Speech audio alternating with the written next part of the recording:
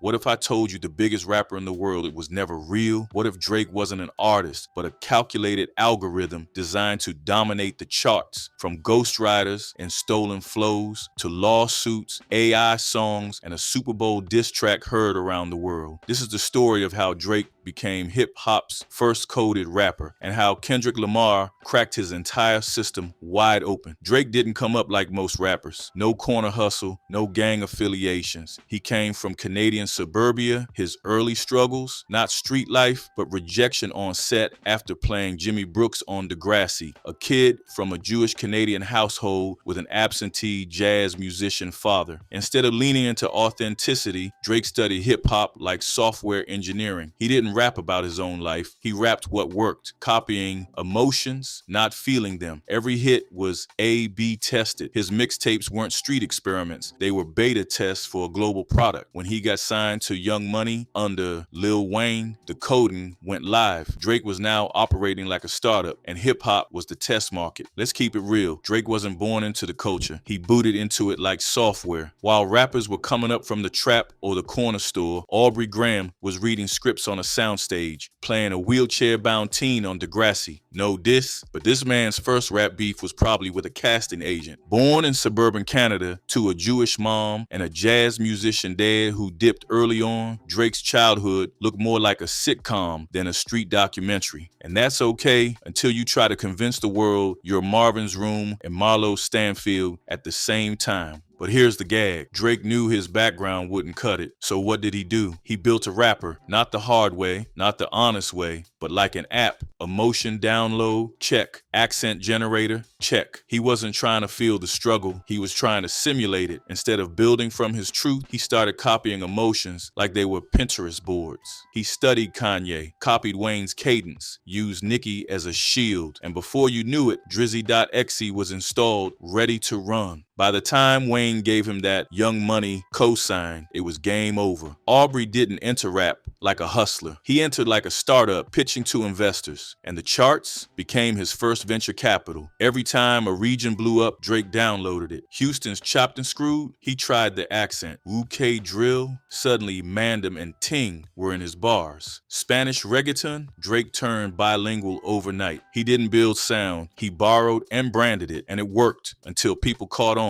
Case in point, I Love McConaughey. Drake jumped on Tuesday and turned it global, but McConaughey was never signed to a label, just absorbed into a system. Same with The Weeknd. Gave Drake half his album for Take Care. The haunting sound, the darkness, that was XO, not OVO. But once Abel refused to sign under Drake, the love turned to cold competition. It's called a kill acquisition. Big Tech's oldest play. Buy it before it becomes a threat, and Drake mastered it. Except hip-hop's not the app store. Listen, you know that one friend who keeps changing accents depending on who they're around? One minute they're British, next minute they're Dominican, and suddenly they're from Atlanta even though they grew up in Ohio? Yeah, that's Drake, but with music genres. Because when it comes to trend hopping, Champagne Poppy is more like Champagne Parasite. Every time a new wave started bubbling in hip-hop, Drake showed up with a verse, a borrowed accent, and a ghostwriter in tow like, mind if I colonize this real quick? Let's count the flags he flew. Houston's Chopped and Screwed sound, downloaded. UK drill slang, Manum this, Ting that, like Broove wasn't from Forest Hill, Toronto. Afrobeat and Spanish reggaeton, suddenly he's rolling R's like he grew up in Bogota. Jamaican patois, he hit that you see me with the confidence of a man who's never once touched goat curry. But it wasn't just mimicry, it was industry sabotage. Drake didn't collaborate, he absorbed. Once he got the numbers, the original artist got ghosted like a bad Tinder date. Case in point, I Love McConaughey. Tuesday had Atlanta's underground in a chokehold. Drake jumped on the remix, turned him into an overnight celeb, and then left him labelless, deal-less, and flipping burgers on IG Live. Signed to the system, not the label, he said. Translation? Drake didn't boost him. He buried him in paperwork and dipped. And let's not forget The Weeknd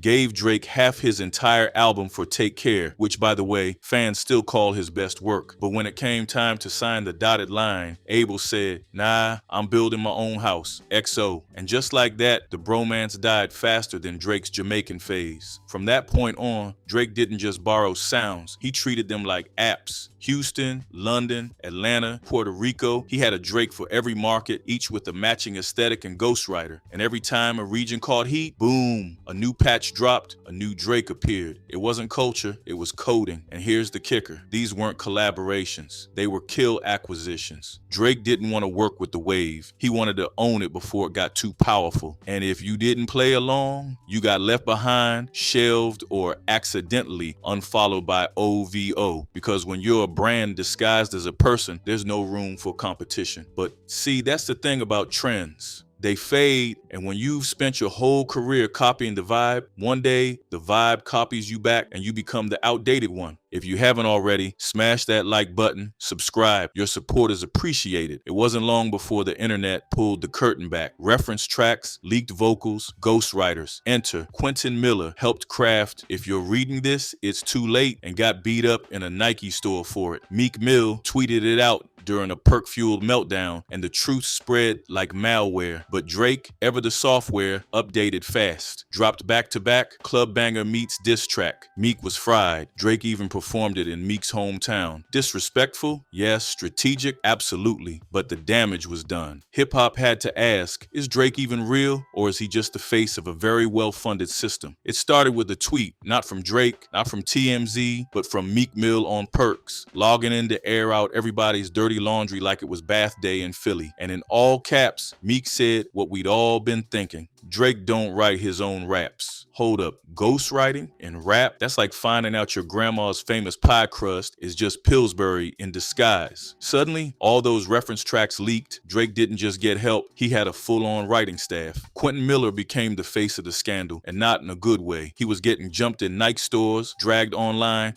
and treated like the guy who showed up to the cookout uninvited. Drake, of course, did what any algorithm would do when attacked. Auto-update. He dropped back-to-back, a club-ready diss disguised as a warhead, and it hit. Meek froze like a Windows 95 loading screen. Drake was out here performing the diss in Meek's hometown like it was halftime at a Raptors game. But here's the problem. Drake didn't deny the ghostwriting. He just outperformed the scandal. That wasn't a defense, that was a distraction. So while Twitter was quoting, "Trigger fingers turn to Twitter fingers," real ones were asking, wait, so does this man even write at all? Drake's not a fraud. He's just not what he sold. And in hip hop, that matters. Because if you don't live it, you better write it. And if you ain't doing either, you're just vibing on borrowed bars. If Meek exposed the source code, Pusha T installed the virus. No more subliminals. Pusha dropped the story of Adidon, and it hit like a tactical nuke. Drake had a secret son. He wore blackface in old photos. He dissed Pusha's fiance and got dragged for it. But the real dagger? Pusha cracked the algorithm so deep that Drake had no response. His crown, once worn proudly, now looked fake. And as if that wasn't enough, the final boss was loading. Kendrick Lamar, the one rapper who never moved on Drake's timeline. And when he finally did, he brought the entire industry with him. Kendrick didn't drop a diss track. He launched a multi-phase cyber attack.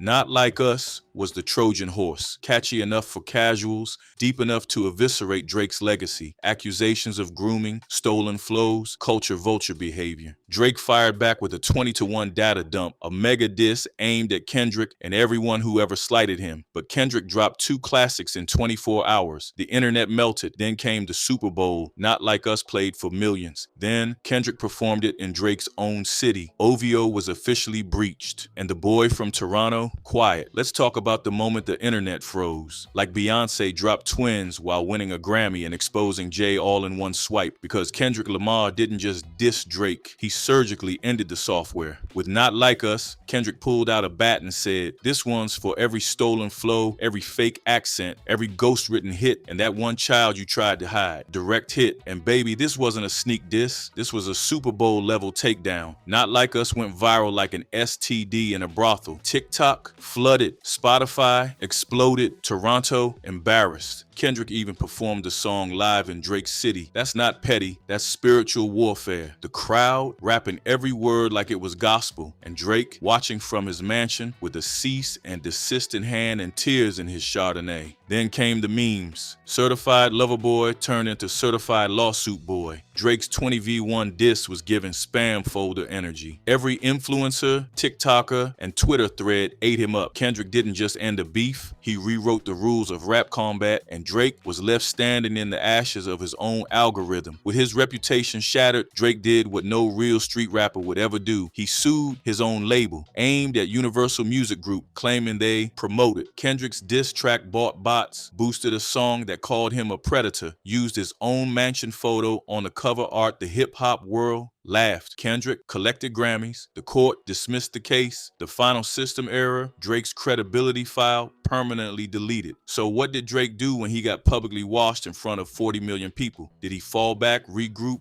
touch grass? Nope. He went full suburban Karen and filed a lawsuit against his own label. That's right, Drake sued Universal Music Group, claiming they promoted Not Like Us, lifted copyright flags, boosted the song with bots, and let Kendrick drag his mansion with an aerial cover like he was on some kind of predator map. Now let's pause, because this is the first time in hip-hop history a diss track got hit with a RICO claim. Drake said this was organized defamation. The culture said this is organized embarrassment. Even Kendrick didn't have to clap back. The judge did it for him. Case dismissed. Drake's credibility filed under LOL. And while the lawsuit was trying to delete Kendrick's diss from the internet, Kendrick was collecting Grammys like Pokemon cards, one by one, each trophy engraved for Not Like Us and Not Like Drake. Meanwhile, Drake's team was on YouTube calling it a conspiracy, a UMG setup, a smear campaign, but no amount of captivity could hide the truth. You can't copyright what the streets already posted. And that's how the Sixth God became the Sixth Lawsuit. When bars hit too hard and your only comeback is a courtroom, Drake's not just a rapper, he's the template for the AI artist. Programmable, predictable, profitable, built to win, but not to last. The artist he once consumed now rebelled. The culture he tried to control rejected him. And now the algorithm can't adapt. Because in 2025, hip-hop doesn't want perfect, it wants real. And the Cap of Canada might be the last rapper to ever win without soul. If you watched this far, hit that like button, subscribe, and let us know in the comments. Is Drake still real to you, or was he always just lines of code?